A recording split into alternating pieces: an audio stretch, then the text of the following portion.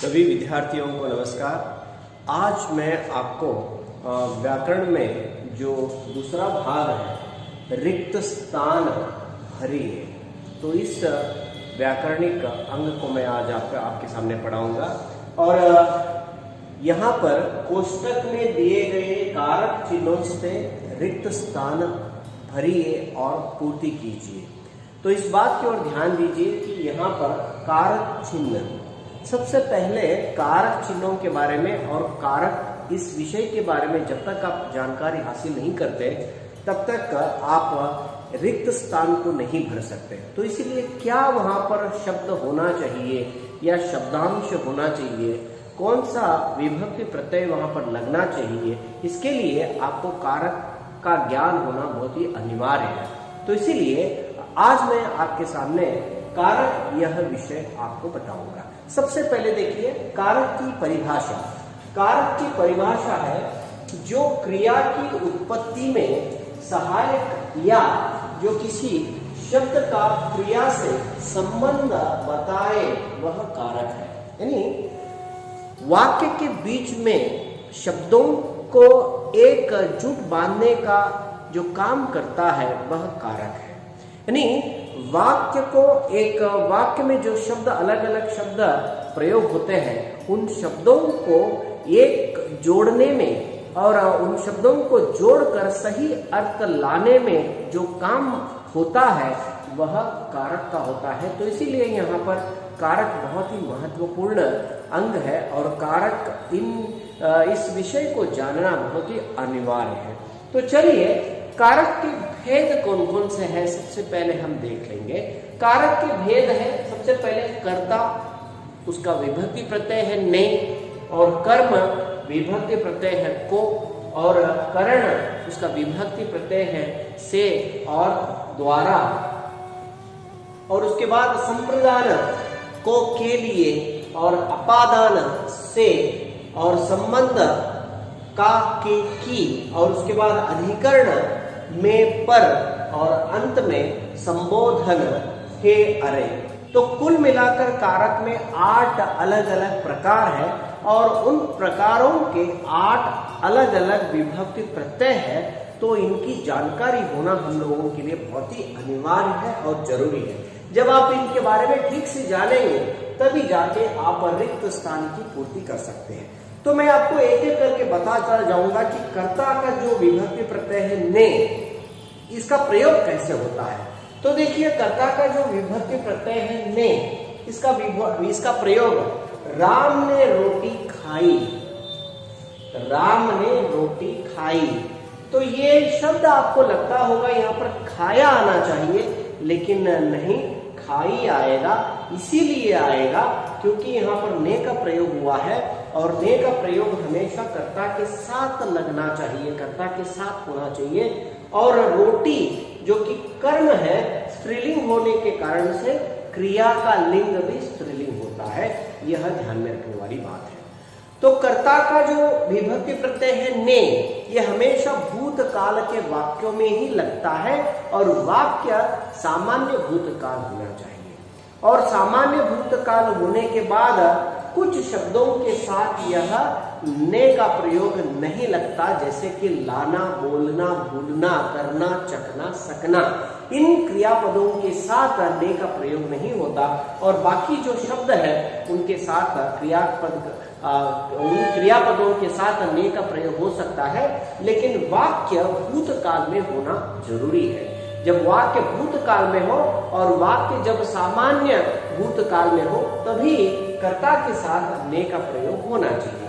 और एक बात है, जब ने का प्रयोग होता है, जब ने का प्रयोग होता है तो कर्ता का लिंग यहाँ पर राम कर्ता है, पुल्लिंग है, लेकिन होने के बाद भी क्रिया यहाँ पर पुल्लिंग नहीं है, स्त्रीलिंग है। इसीलिए कि ने का प्रयोग होने के बाद कर्म के लिंग के आधार पर, कर्म के लिंग के अनुसार, यानी कर्म का जो लिंग होगा वही लिंग क्रिया का होगा। यहाँ पर कर्म का लिंग स्त्रीलिंग है और इसलिए क्रिया का भी लिंग क्या होना चाहिए, स्त्रीलिंग होना चाहिए। तो ये बात ध्यान रखिए। और ये जो ने का प्रयोग है हर जगह पर नहीं किया जा सकता। आजकल हम देखते हैं कि बहुत सारे लोग ने का प्रयोग गलत करते हैं, तो ऐसा नहीं होना चाहिए। और उसके बाद कर्म का विभक्ति प्रत्यय को है। राम ने रावण को मारा, राम ने रावण को मारा, तो यहाँ पर ये रावण कर्म पद है और उसके साथ लगा हुआ है, तो इसीलिए यह कर्म कारक विभक्ति प्रत्यय का है। तो ये एक बात ध्यान रखिए, हम बहुत बार कहते हैं मैं स्कूल को जाता हूँ, मैं खाने को खाता हूँ, तो यहाँ पर जो को का प्रयोग हुआ है ये गलत है।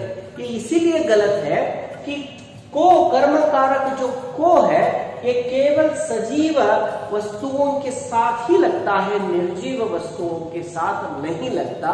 इस बात का ध्यान आपको रखना चाहिए। जब आप कर्म कारक को का प्रयोग करते हैं, कर्म सजीव होना चाहिए, निर्जीव नहीं होना चाहिए।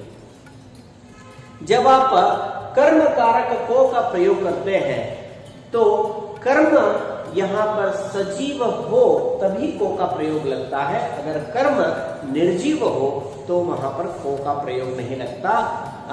उदाहरण के लिए मैं खाने को खाता हूं, ये गलत है, खाना सजीव नहीं है, निर्जीव है। मैं कॉलेज को जाता हूं, यहाँ पर को जो है कॉलेज जो है वो निर्जीव है, तो इसीलिए को का प्रयोग नहीं होता। और उसके बाद करण कारक का विभक्ति प्रत्यय है से और द्वारा, तो कैसे प्रयोग होता है? राम बाणों से खेल रहा है, तो करण यानी क्या है? उपकरण है, साधन है।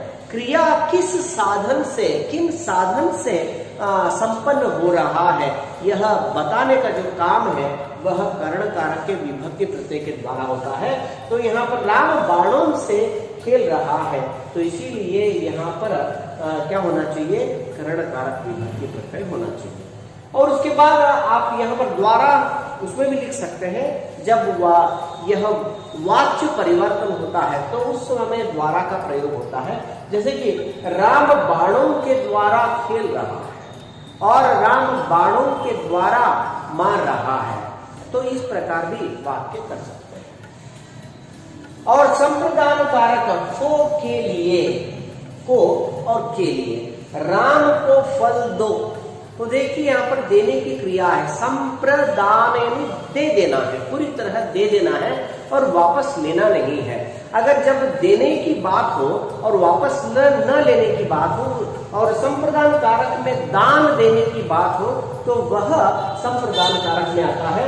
यहाँ पर आपने देखा होगा को यहाँ पर भी है और को कर्म कारक में भी है। मैंने बताया था कि कर्म कारक में कर्म के साथ यह को का प्रयोग होता है और संप्रदान में को का प्रयोग होता है, लेकिन उसका भाव क्या होता है? टू गिव, देने का भाव होता है, उस समय वह संप्रदान कारक हो जाता है। राम को फल दो, राम को आम दो, तो इस प्रकार भिखारी को भीख दो, तो ये यहाँ पर संप्रदान कारक हो जाता है। और के लिए, राम के लिए, यह फल राम के लिए रखा है, तो इसलिए इस प्रकार जब रिजर्वेशन की बात आती है तो किसी के लिए कुछ आपने रखा है तब भी यहाँ पर के लिए यानी संप्रदान कारक का प्रयोग होता है। और उसके बाद अपादान कारक, इसका विभक्ति है से। अपादान यानी अलग होना, अलगाव, एक जगह से दूसरी जगह पर जाना या एक स्थान से पलट होना या चेंज होना। तो अभी जैसे कि हम बोल सकते हैं राम के हाथ से बाण निकला, राम के हाथ से बाण निकला, यहाँ पर जो से है यह क्या है? हाथ से निकला हुआ है। जैसे कि हम अंग्रेजी में कह सकते हैं इनटू, चेंज हो जाता है, तो उस प्रकार यहाँ पर अपादान कारक यानी अलगाव, जहां पर जिस वाक्य में अलगाव की बात है वहां पर क्या है? अपादान कारक का प्रयोग होना चाहिए। जैसे हम कह सकते हैं आंखों से आंसू गिरे, पेड़ से पत्ते गिरे, तो इस प्रकार यह अलगाव की बात है और वहां पर अपादान कारक का प्रयोग होना जरूरी है। और उसके बाद संबंध कारक है का, के, की, तो ये बहुत ही महत्वपूर्ण कारक है क्योंकि हिंदी में केवल दो लिंग है और दो लिंगों का जो निर्णय है वो केवल का, के, की इनके द्वारा होता है। तो इसीलिए इसमें ध्यान रखना है संबंध, यानी यहाँ पर जो जिस वाक्य में जहां पर भी लिंग की बात आती है, लिंग का निर्णय इसमें हो जाता है। जैसे कि राम का भाई, का भाई यानी पुल्लिंग हो गया। राम के पिताजी, यहाँ पर के यानी बहुवचन है, पुल्लिंग बहुवचन है। पिताजी का मान के साथ, सम्मान के साथ हम बोलते हैं, तो इसीलिए यहाँ पर के का प्रयोग हुआ है। ऐसा नहीं है कि यह बहुवचन है, लेकिन के का प्रयोग हम करते हैं सम्मान के लिए और अभिमान के लिए। और उसके बाद राम की बेटी, यहाँ पर बेटी स्त्रीलिंग है, इसीलिए यहाँ पर स्त्रीलिंग की का प्रयोग हुआ है। अगर का है तो पुल्लिंग एक वचन के लिए प्रयोग होता है, अगर के है पुल्लिंग बहुवचन के लिए प्रयोग होता है, अगर की है स्त्रीलिंग एक वचन के लिए प्रयोग होता है, अगर की है तो स्त्रीलिंग बहुवचन के लिए प्रयोग होता है। तो ये है संबंध कारक। और उसके बाद अधिकरण कारक, यानी यहाँ पर वस्तु की स्थिति क्या है, आपने जो चीज जहां पर रखी है तो वो कहां पर है, ऊपर है या नीचे है, तो यह बताने का जो काम है वह अधिकरण कारक के द्वारा होता है। और उसके दो विभक्ति प्रत्यय है, में और पर। में यानी अंदर, पर यानी ऊपर। राम के घर में भजन है, घर में भजन है, और राम छत पर है। तो बहुत सारे, कई बार हम गलतियां कर देते हैं कि कोई पूछते हैं कि तुम कहाँ हो, हम कहते हैं कि मैं घर पर हूं। आमतौर पर हम कहते हैं कि मैं घर पर हूं, इसका मतलब उनको लगता है कि आप घर के ऊपर हैं, तो इसीलिए कहना चाहिए कि मैं घर में हूं। तो देखिए, वस्तु स्थिति जैसे आप बोलेंगे सामने वाला वैसे ही समझेगा। आपको लगेगा कि आपने कुछ गलत नहीं किया है, लेकिन आपकी वस्तु स्थिति आपके बोलने के अधिकरण से उससे पता चलता है कि आप कहाँ पर हैं। तो इसीलिए बोलते समय सही बोलना चाहिए, तब जाके सही उसका मतलब निकलता है।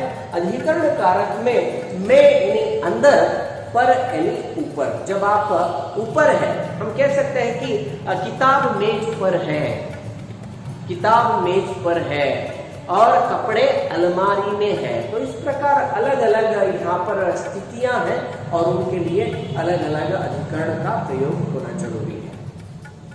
और अंत में आठवां जो कारक है और उसका विभक्ति प्रत्यय है, हे और अरे।